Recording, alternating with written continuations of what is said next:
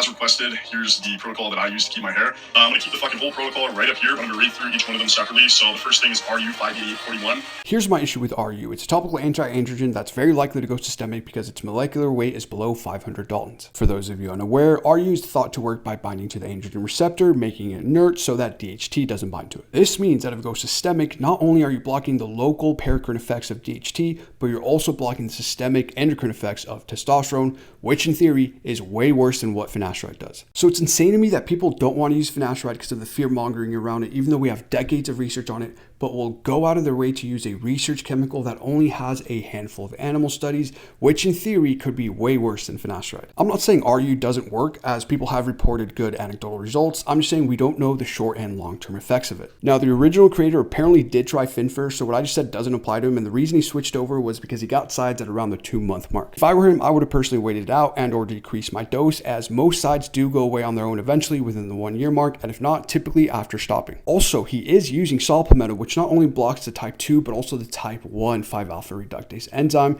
and can still lead to the same exact side effects that you can get from finasteride. So the fact that he's not getting sides with saw palmetto further supports my statement that he should have waited out and or reduced his dose, as it's very likely that the sides would have gone away on their own.